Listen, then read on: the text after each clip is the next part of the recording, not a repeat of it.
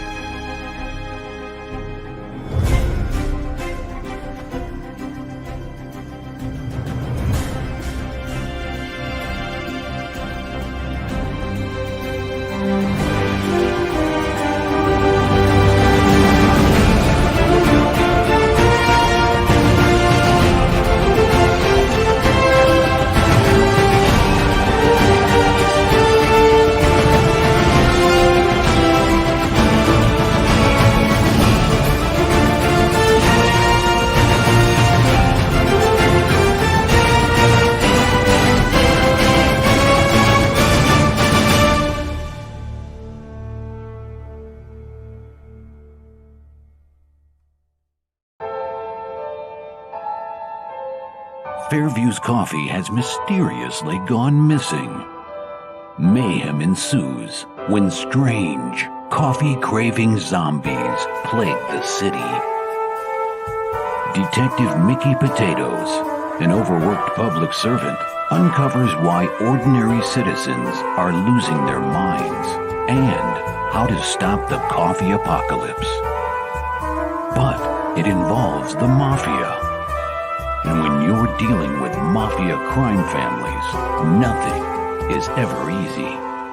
The mafia controls everything in the city, including the police, including him. If he breaks the mafia, they will break him. So, the city is without coffee. The city is burning before his very eyes, but he's powerless. Detective Potatoes has the power to stop the coffee apocalypse, but if he does, he could lose everything.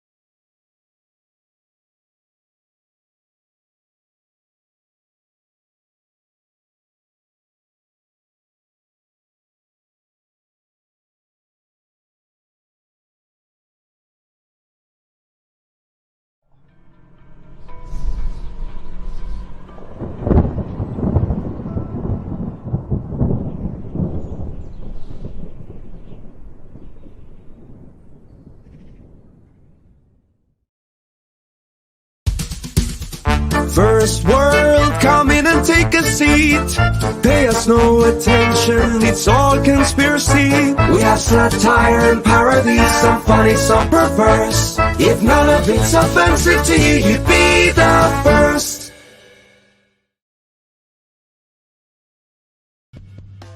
The Immortal Mask, a 1970s superhero crime noir adventure that follows a retired soldier who is given a covenant interview with a death row inmate. What he learns from the interview thrusts him into Atlanta's shadowy underworld. He'll have to utilize his military training to survive from being hunted for the information that could topple the most powerful ruling class in the city. This is not a pre-order or a crowdfunding campaign. Get your books now at denali's.com.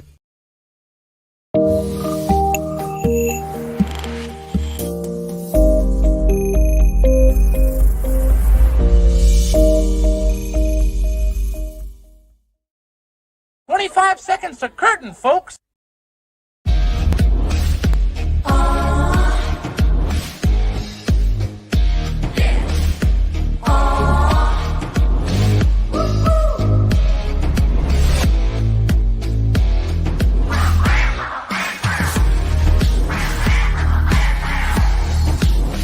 Your favorite podcast is Critical Plus. Ladies and gentlemen, Ben Fuselier, the Fuse Box is in the house. Well, thank you kindly. Thank you. Thank you, everybody. I appreciate it. Studio audience loves you, man. Thank you for coming on. Always appreciate having a show. Otherwise, I'll just be sitting here in my underwear watching Netflix, drinking a beer. Not that that's not what I'm doing during the shows anyway, but, you know, I'd be doing it with more concentration. I'm pretty much doing the same thing, except without the beer. Yeah. So, you know, right here, I am prepared to liquidate any thirst that comes along. We got a active chat out here. Mike Walters. Mike, I owe you a phone call. You called me today, and I work during the day. I have Facebook open on my phone, but I'm also on Zoom calls, so I can't stop and talk to somebody else. But shared the stream and dropped in and like to say hi. I always appreciate that. And be sure to drop into Mike's channel right after this one at the top of the hour. Go over to the Mike stand, like and subscribe. Get all the niche news in anime, manga, comics, and professional wrestling. And of course, on Fridays, the historical comic book retrospective, where we will read out loud, doing voices, having fun from Golden Age comics, working our way through history. Meeting all kinds of new colorful characters. Grant Lakard, good to see you out there, man. Appreciate it. Woody needs more coffee. Yeah, hello. Glad you're here. George Peter Gatz is in the chat. Greetings, my friend. Thank you for popping in. Appreciate the views. So I feel like there's a Glenn Frey song behind this somewhere called Outlaw Nights, but I think I'm confusing it with Hollywood Nights. I'm not even sure it's Glenn Frey. Now that I say it. If anybody wants to write a song for Outlaw Nights, I will not stop them. You know, for $35 on Fiverr, you can get that to happen. In fact, I'll look into something during the show, and maybe we'll have a surprise come up. George, don't spill it. But you're on issue number 2 now. This is so. What's the reaction to number 1? I mean, that one fulfilled. It got out there. People have read it. Oh yeah, definitely. And I mean, I don't think I can only think of 2 reviews that were like they weren't bad reviews at all. Like the only complaint I got was they thought it was too short. And I totally agree with that because I wanted it to be longer. Like issue 2 was actually the second half of issue 1, but I had to split it up in order to make everything like feasible. So, you know, I'm ready to get this puppy out there because I mean, I got all these ideas brewing for issues 3 and 4 and I got to do it. So I'm at an impasse in my thoughts tonight. I don't know why. No, it's like I click on my StreamYard tab and it's a blank screen. This is on Kickstarter now. This is the second one, so this has only been up for like a week. Well, actually, it's been up longer. It was a 60-day campaign. Okay. And so yeah, we had like a really big takeoff. Then we kind of plateaued for a while, and then we had a couple of big backs just recently. and I'm getting the word out more now. Like I'm gonna be I got a guy who's gonna be professionally advertising it as well. So I'm doing everything I can. Yep. It was Bob Seger sang the song. I knew what I figured out what threw me was I was looking at the covers and I was like, I've seen this cover before. This was like number 1's cover, wasn't it? Yep. Yeah. And I was like, I put it up there because number 1 is also available on the campaign for anybody who missed it. yeah, that's always a good thing to do. If you've got them, until they run out, get rid of them through backup plans and catch up tiers and all that good stuff. So catch us up on the elevator pitch, and then hang on. Tell us where we're at when we jump into number 2. So over big concept, and then where we at. All right. Sorry about that. It was roboting on me for a sec. Oh, sorry about that. Man. So anyway, Outlaw Knights. This is the issue 2 of hopefully about 8 issues, maybe a little bit longer. Essentially, this takes place in the 31st century. Humanity has begun colonizing into outer space, and history is very much repeating itself. It's the discovery of the New World 2.0, because the nations of Earth are all competing with each other over territory and resources. It's a big old rat race. And in the midst of this, we've got a new boom in crime, as well as a golden age of piracy has blossomed again, because with the expanse of space, Big Brother on Earth is having trouble clamping down on everything. So it's a chaotic time. We're about 10 years in the wake of World War III. I know I was being very generous in my estimate for when World War III would occur, but So essentially... coming a lot faster than most readers predicted. But essentially, in the midst of all this is our main character, Cyrus Lawson, who is working as a lawman. He is part of the colony guard of a very small, out-of-the-way, insignificant colony called Therese. And he's not expecting a lot of trouble. He's kind of expecting to be a small-town sheriff type of guy. But that dream is ripped right from under him right at the beginning of issue 1 as the pirates of the ship known as Hazard invade his settlement looking for a special piece of data. And this data is going to lead to a treasure everybody has their eyes on. It is a rat race building up.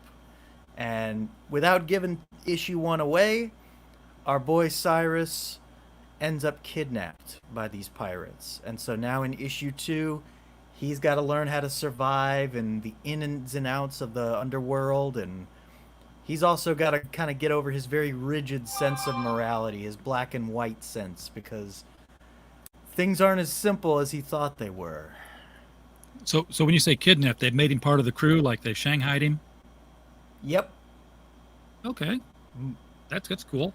Yeah, small town sheriffs, that's the worst thing you want to be, because whether you're Matt Dillon or Andy Taylor, small town sheriffs are kept busy for some reason. Although this one kind of reminds me more of Marshall Bravestar, just because of the outer space aspects of it all. So this guy here in the very front, Wellington, this is I'm guessing he's definitely the big bad. He's the leader of the pirates, or just their enforcer or something?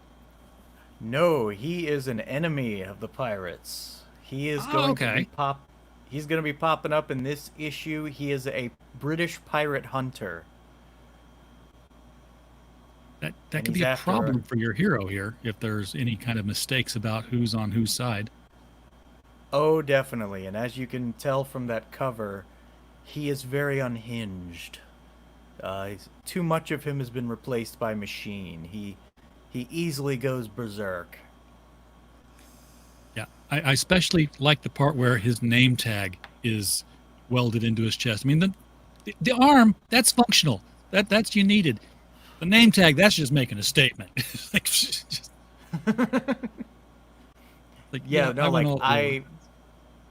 I loved how when I was first, like, the initial images I had of Wellington had him more like serious and stern, but then Jay Krager kind of took a cue from the script and he made this awesome cover, which really shows like just how nuts he is, and I love it. It's just that the charging bull with the electricity coming out, like, Yeah. because I don't want to give it away, but there's a really awesome action scene in this issue.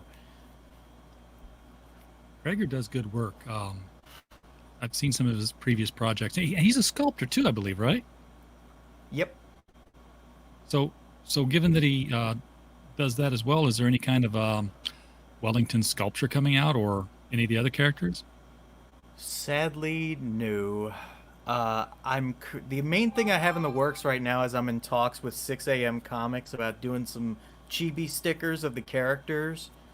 I'd love to expand out into more merchandising, but I think we gotta get off the ground a little bit more.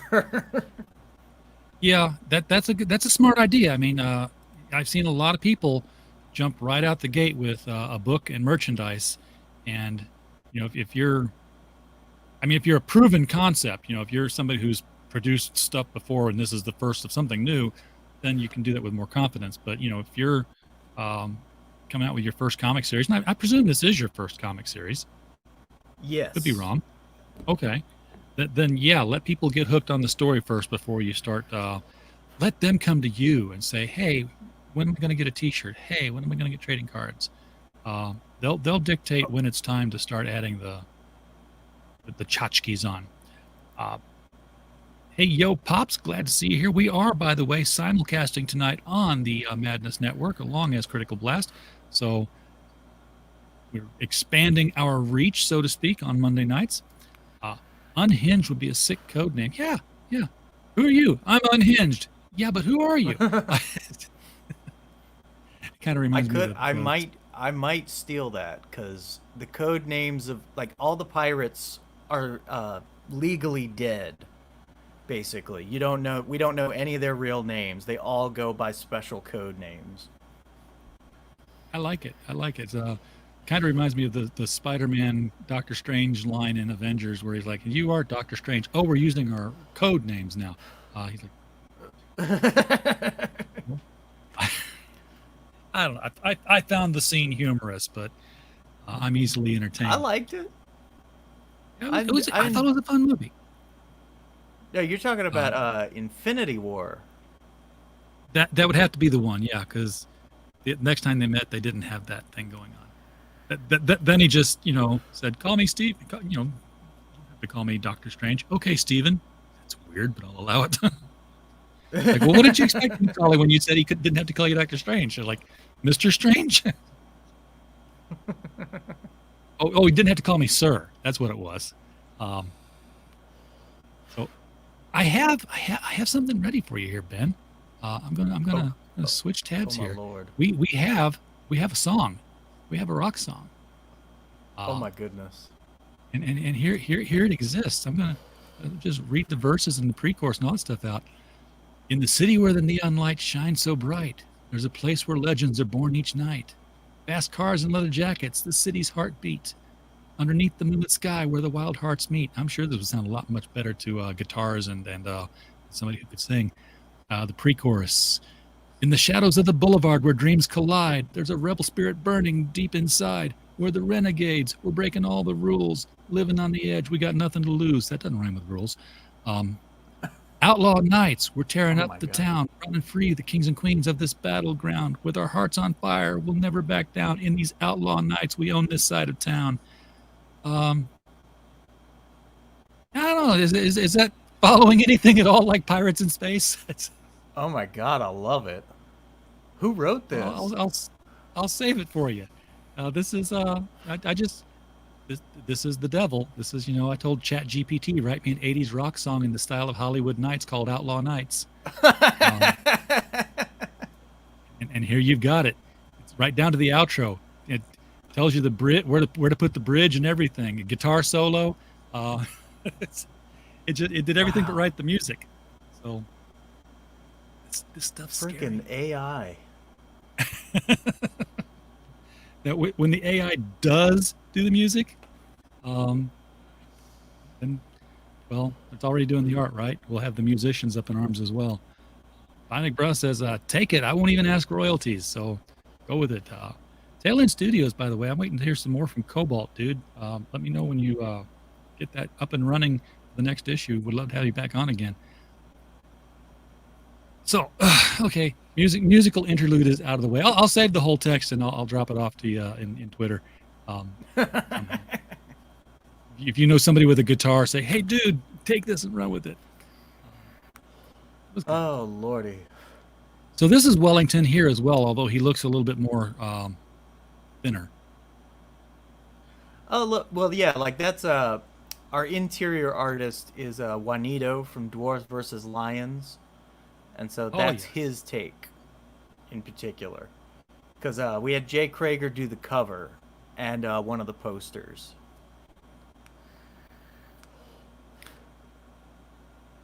And then this doesn't look like either of our two main characters. So well, that is Cyrus. That is Cyrus with the gun. Okay. And behind him is Serpent.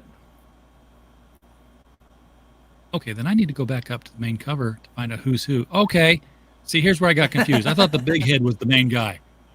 No, this is the main guy. The guy. Yes. The guy with your boy's haircut, right there. That's that's Cyrus. That's okay. We're good. We're good. I was like, I'm looking at this like, yeah, that'd be a badass main character right there. But no, not him. Well, he's sort of a secondary protagonist in a way, because he's the captain of the ship Hazard. That's Ivory. And the heart of Outlaw Nights, I kind of took a little bit of an inspiration from Treasure Island, where it's that kind of like Cyrus is kind of your Jim Hawking type, and Ivory is more like your Long John Silver type. And it's the idea is it's like the heart of the story is how these two personalities are clashing, but at the same time, like they kind of like each other, but they kind of don't like each other, and slowly but surely they're gonna start rubbing off on each other. Similar types repel until they become best friends. Yeah, it's like, because Ivory is very much laid back, wise ass, doesn't care about the rules. Cyrus is more uptight, headstrong hero type, but he's got to learn a new way to live because he's entering a part of the galaxy he doesn't know anything about. Okay, so story point question here. Cyrus's dominion, where he was sheriff of, that's the place where the treasure was, right? Yeah, well, it's a data fragment that's going to lead to the treasure. Oh, like the One Piece. Basically, like it was being stored. I have this much anime knowledge. I just got to apply it. In the real world, I got to use anime knowledge. Nice. It was being stored on a hard drive, basically in this art gallery that's located on Therese, and the pirates basically hold it up, like hold all the patrons hostage, and the colony guard is called in to respond, and all hell breaks loose. I like what I'm seeing in the interior artwork here. This is Juanito's got some very good expressions, facial expressions and proportions. It's not cartoony at all. And that's what I love. I love that original early 90s kind of realism, but also just that, how everything looks like really sleek and sexy,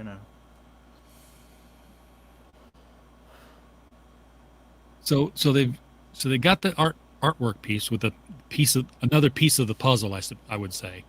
That's going to take them to the big score. And the sheriff along the way said, "You're an able-bodied." Yep. Yeah, he sort of. It's at the end of issue 1. Our boy Serpent, who was that blonde guy with the buzz cut, he mysteriously helps Cyrus, and we don't quite know why he decided to just yet. but basically because Cyrus gets shot in the arm, and he's kind of down for the count. And at the last second, when they're getting ready to take off, Serpent kind of grabs him and pulls him on board. And so we don't know exactly why he decided to do this. You know, what's going on in his head? Because Serpent's as his name implies, he's a very tricky guy. You know, you don't he's quite got plans know of his own. everything. Yeah, he's very much he's the quartermaster of Hazard, and he also functions as their resident con man, in that he'll don different disguises and he'll talk his way out of situations. And So, how much of Cyrus's time is spent trying to get off the ship, or get back home, or foil their plans? I mean, their plans aren't illegal. Well, other than stealing the pieces of the key, but finding a treasure—that's just an adventure. yes, but this treasure is very significant for the time period. Basically, all the governments of Earth have, a lot of them have been tipped off about this, and they want it. And so, you got different, like the British are after it, and then I think the Chinese are also after it. So there's going to be competition here. Yes, and also different groups of pirates have their eyes on it as well. So what I'm seeing here is space opera era setting, far future, far enough that we're not just on the moon and Mars. It looks like, but I'm not seeing aliens. So it looks like everybody's still from Earth. Is that more or less true? Yes, there are going to be aliens, but they're not I took a different approach with the aliens, where most sci-fi and space operas I've seen, they show aliens being similar to humans, where it's like they're very intelligent, they invent ships and such. In my version, all the alien species that are encountered are basically, they have the intelligence of regular animals. Okay. They're instinct based. Yeah. It's like humans are kind of they're kind of special. They're the only ones like them, at least for now. Okay. I can dig it. Yeah, at least for now. So, once they do have that, first encounter, that could really shake up the story some. Especially if they're after the treasure too. But I mean, we've got enough on our hands right now, because that guy you're looking at right now, that is another pirate who is competing with Hazard. He goes by the name Taurus, and his ship is known as the Magdalena, and as you can probably tell from these panels, he's not quite so friendly and witty like Ivory is. He rules with an iron fist. You don't want to tell him no. Yeah, he's also ruling with an iron machete, which has something drawn on it that's probably going to get colored in red once the colors are applied. That's a very, very distinct possibility. Now, I don't know if it's like not dripping here, and then this happens, and then there's a kathunk, and then it's bloody. I don't know. I can't tell without the lettering yet, or the sound effects being applied.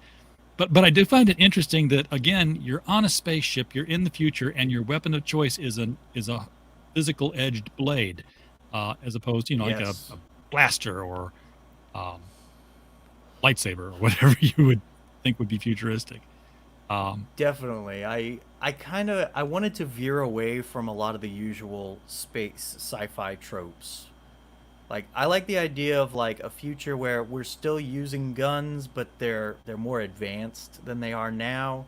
But they're not shooting lasers out or anything like that. Yeah. I feel like that's too evocative of Star Wars. Yeah, and you know what? A blunt rock will always work in the future. It will still do its job. You have a big sharp knife, it's still going to cut. Doesn't matter what year it is. And of course, we've got ladies in here. We've got the sex appeal. That's what the word I was looking for. Where Oh, yeah. where does this take us? Oh, that is when they first go to a service station that's known for as sort of an outlaw hangout. And Cyrus is learning the hard way that, you know, he can't just be straightforward with these people because they'll eat him alive. So is this female character going to be a regular cast member, or? No, she's just a pirate that they encounter here. Oh, okay. I've got plans for a few female characters that are going to be regulars. We had one in issue 1 who is named Code, and there's going to be another that's introduced in issue 3, who's very important. With the goal of the story being a treasure hunt, you probably have a point in time where this is the chapter where the treasure's found, everything wraps up. Is that near future or further down the line? That's going to definitely be further down the line, because I would say that the main crux of this arc is the rat race itself and having to deal with other pirates and betrayals and twists and turns and lots of bloody action. Oh, this is a nice poster. This is the one of the second print that you got available, and it's Wellington versus Ivory with Cyrus making a run for it, apparently. Not my fight. Definitely. That's, you know, that I could say, like, I love that part of this issue. Like, that whole fight sequence is so great. And this is, again, Jay Krager's work here. Yes. Did he do the colors as well? The colors have been done by a very talented Brazilian colorist who goes by the name of Marcos Martins. Nice. I've heard of him. I don't know where, but I know I'm sure I have. He's made his way around. Yeah, and now we've got boobs. Well, you can't have a comic without boobs at some level. It's purely sexual. So I've heard. Yeah, you gotta have them on there. So who's this character then? That she deserves a poster. That is Code. She shows up in issue 1 and basically helps everybody make a run for it by using that handy dandy Gatling gun.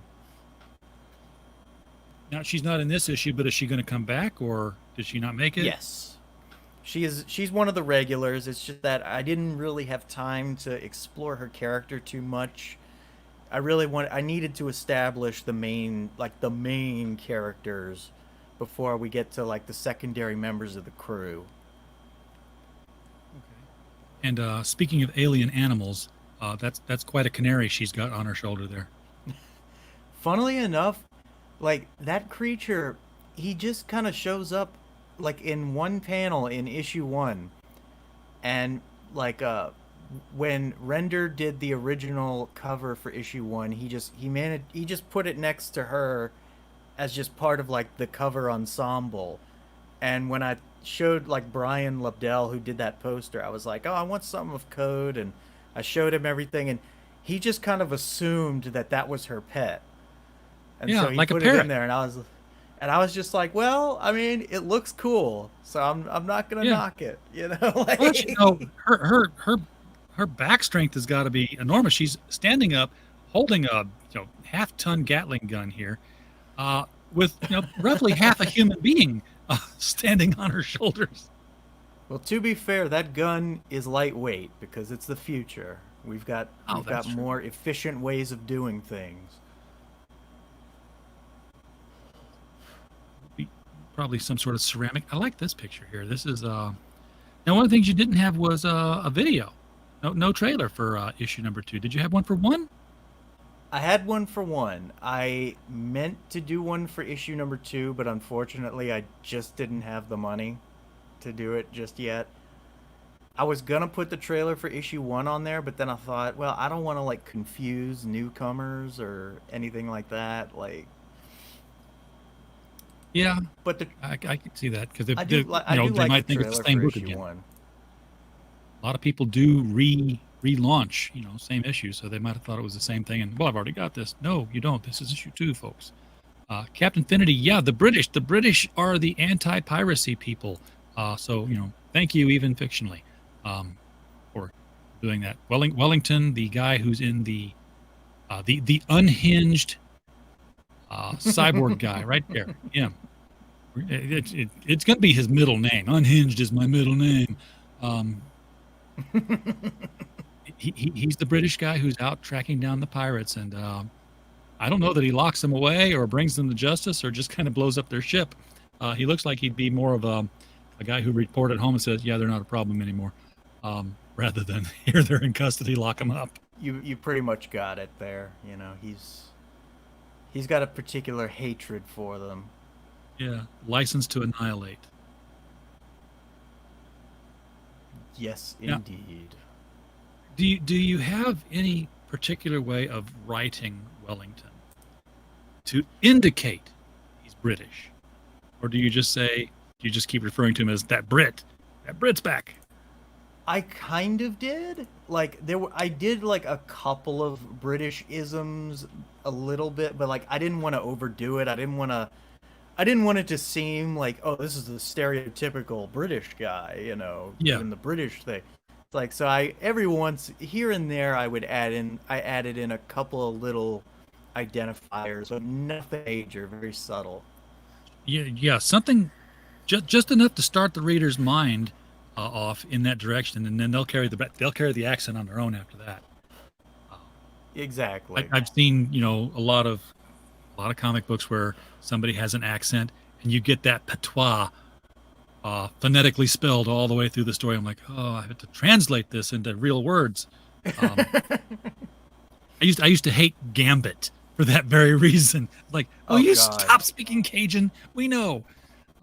Especially since being from New Orleans, I can spot a fake Cajun accent a mile away. Oh, it's and Chris Claremont wasn't on board then. That used to be his thing. That's why the team was so diverse. Was because Chris Claremont would challenge creators to say, I can write any accent. I can write any character from any accent. So they gave him a Russian and a South African. So okay, get the cadence right for these countries. And then of course Wolverine being Canadian, that was like the super challenge, because how do you write Canadian? So I think Bub was his signature Canadian line, which was a lot better than Wolverine ending every sentence with "eh." I'm the best there is at what I do, eh?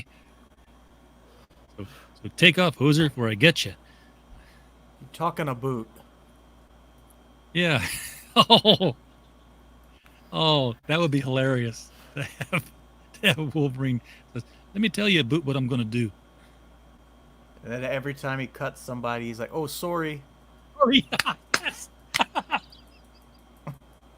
Oh, yeah. Sorry, Claremont, you missed the boat on the Canadian thing. Did I get you there? Yeah. You all right there, Sabretooth? Oh, that's too much fun now. I'd have to write that, the real Canadian Wolverine. Because you might be too young, but did you see the Spider-Man and His Amazing Friends episode where they had the first appearance of the animated X-Men and Wolverine was among them? God, the last time I saw that show, I was so young. I can't remember anything about it. Here's the only thing that you'd have to take away from it. Wolverine was Australian. Oh my God. Yeah, but he spoke he spoke just like Mick the Crocodile, Mick Dundee. It's like, wait a minute, he's Canadian. What are you doing? Oh Lord! Somebody thought the Wolverine was an Australian animal, and they just like, right, mate, I'm going to slice you to ribbons, right? I have no idea where they got that from. I don't either. It was some rough starts to the animated X-Men. Even the first couple of episodes, one of the things I remember, and they used it in the opening sequence all the time too, was Wolverine getting thrown by a Sentinel, and and he gets thrown past the trees in the distance, but they didn't animate him diminishing in size. So he was basically a giant Wolverine falling behind the trees at the end of the fall. Like, hey, something's wrong there. That doesn't look right. But it happened so fast, they figured, why bother? It got better. That's a series I need to get on DVD, the original 90s X-Men. I remember enjoying that quite a lot. But speaking of, yeah. I recently listened to the theme song for the 90s X-Men again. Like, I had just completely forgotten it. I forgot how catchy it was. It was good. Yeah.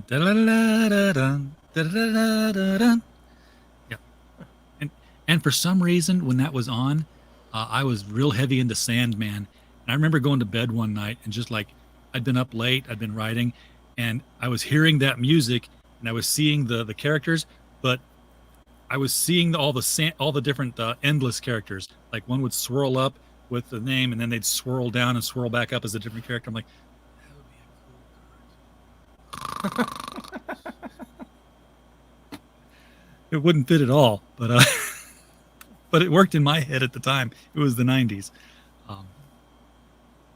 Everything. Have you thought about doing any other media with your Outlaw Nights franchise? I would love to adapt it into a movie or a TV show at some point. But we send an issue to Netflix. Well, I don't need the characters to be race and gender swapped, and I don't need Ivory to give up on life and move to an island far away. And no, that would be bad. On the other hand, you can always take the Alan Moore approach. When they did League of Extraordinary Gentlemen, and somebody asked him, he was like, hey, what did you think of the movie? He's like, what am I supposed to think? Somebody came over to me and said, hey, Alan, we want to make a movie, and coincidentally, it has the same title as a book you did, and here's a bucket of money. I signed the paper and took the money, and didn't think about it because it's not my project. They just wanted to give me money to do something. Give me money anytime you want to do something you want. Yeah, that's what I need. I need a job where people want to do something that give me money before they do it. Yeah. But if you were to see a movie made of it, then let's cast it. Who's going to play these roles? Well, obviously, Cyrus would be played by Halle Berry, who played in The Little Mermaid.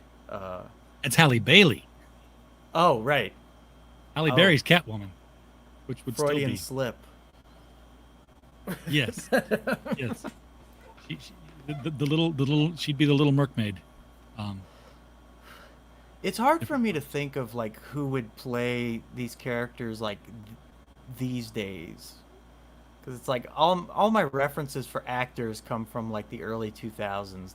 Like Well, that's what I was going to ask. Did you have actor references when you designed the characters?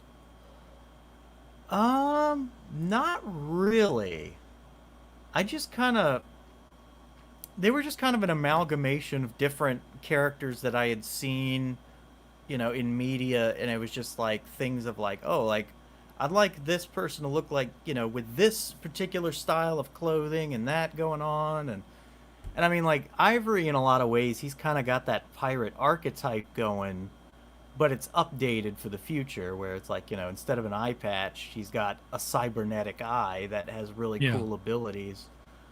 I finally figured who he reminds me of, and it's wildly off, but the guy who played Deathstroke on Arrow. Believe it, that is actually a great choice to play him. I could see that happening. I don't have anybody else for the other characters, but yeah, Ivory is pretty much kind of like my mascot for Outlaw Nights. So he's the bad guy, but as a reader, you're gonna like him. I wouldn't call him a bad guy. He's more like he's the anti-hero to our hero. Okay. I mean, he's a pirate, so he exists outside the law, but if you're in a universe where the law is fascistic and run by cyborgs trying to kill you, then that's okay to be an outlaw. Yeah, he's not what I would call a stand-up guy, but he's got good qualities that Cyrus will eventually take note of. Okay. And so you got a lot of character evolution ready to go here. Oh yeah, you know where they're all going. Yes, because I've been thinking of this story for, God, I want to say it's been like almost 15 years. I've just been playing around with it in the back of my head, and a couple of years ago when I learned about CG and everything going on with independent comics, I decided to give it a shot. Good time to get in, yeah. How much of it do you have written out? I mean, in the head's one thing, but on paper, committed, ready to go. Even if it's just a plot outline. Well, I've obviously got the two scripts, the first two scripts totally written out. I've written I wrote like a rough outline of events a while back, but it's going to be updated at this point because when I started writing the scripts, it kind of changed naturally as I was writing it. It was like the characters were kind of taking on a life of their own. Yeah, they will do that if you got a good character. If your character starts moving in a direction you didn't plan, let them. Just see where they go. So we haven't talked about the tiers much. I want to hit that at least once before we go. And by the way, folks, link to the Kickstarter as always. I feel like I shouldn't have to tell you all this, but I know that not everybody's viewing here for the multiple times. The link to the Kickstarter is right below the video. It's just down there. You can click on it. You go right to the Kickstarter page. It'll open in a new tab. You'll still hear what Ben's got to say. So you can throw money at this anytime you want.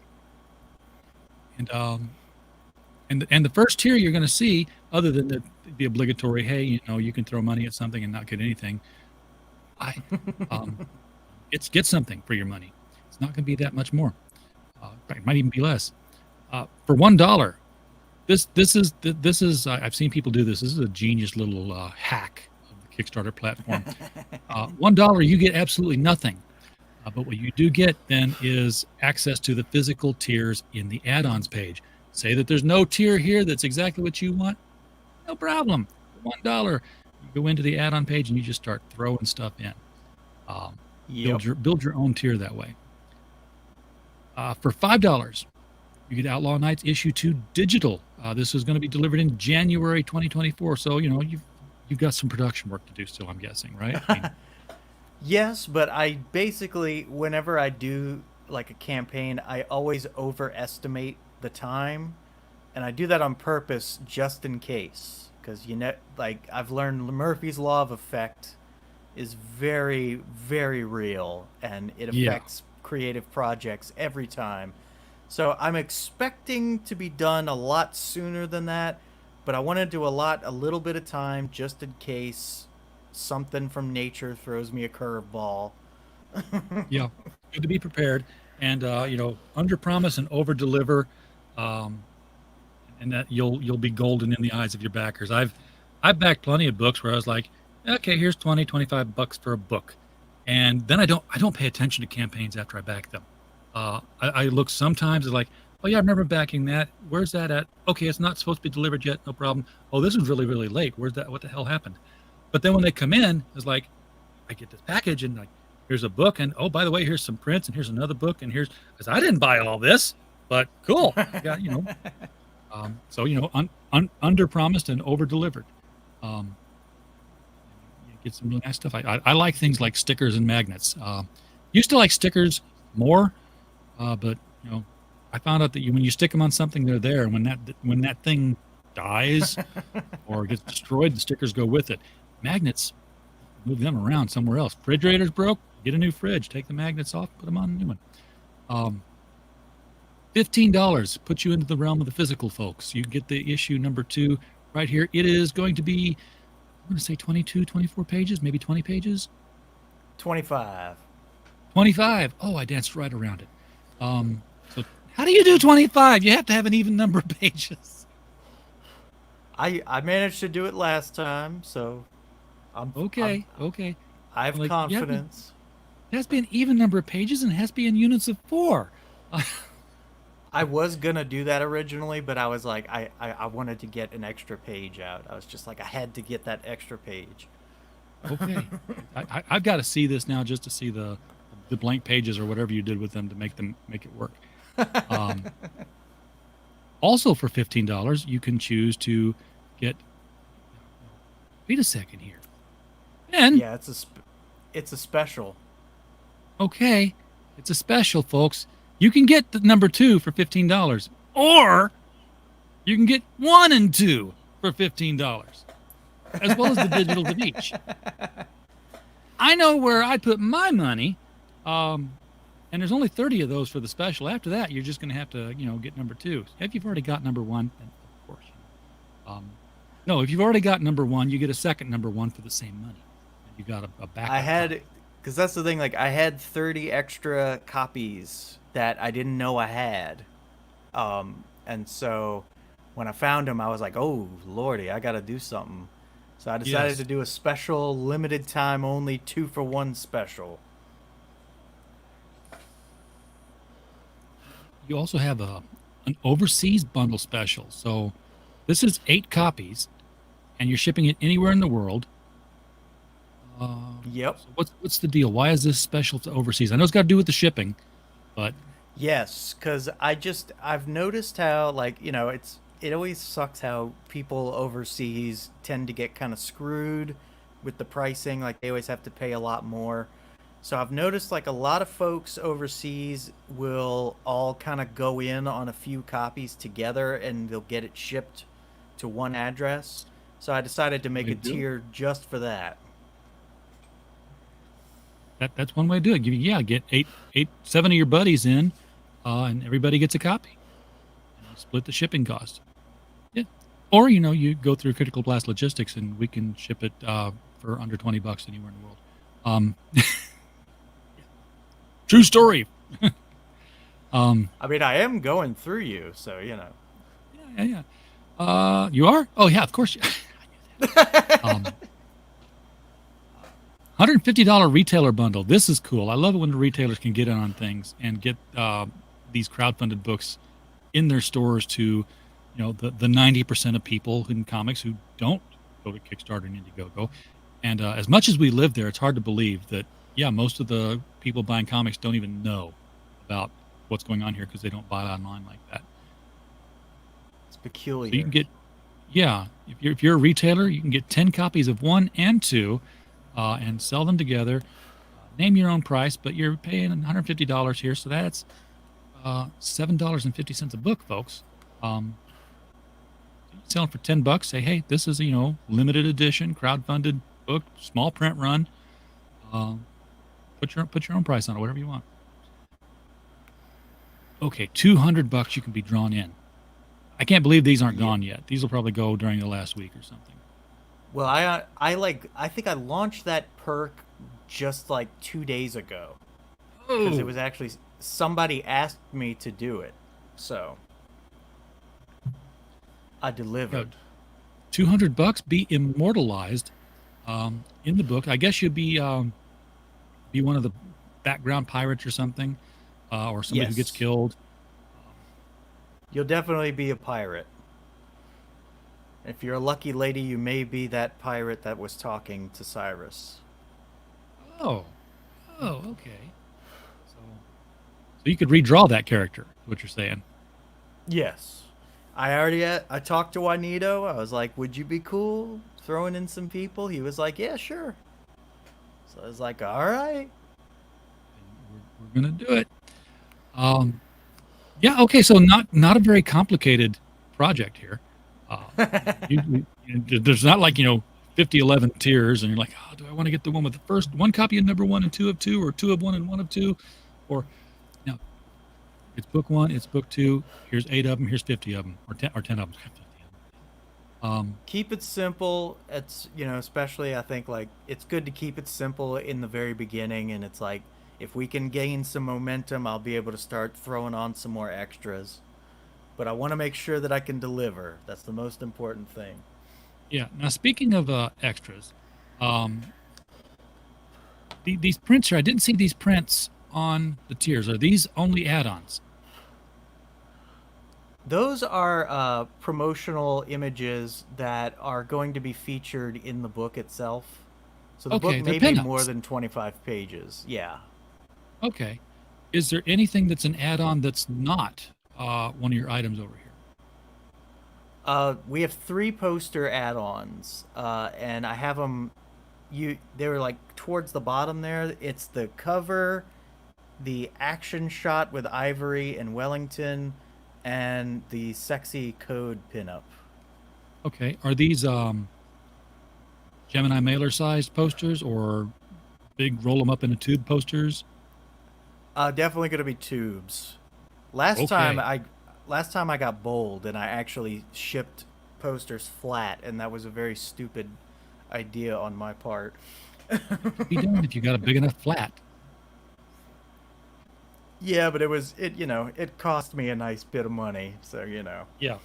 Oh yeah, it will, because it's you got that outsized package now that doesn't fit easily through mail trucks and stuff.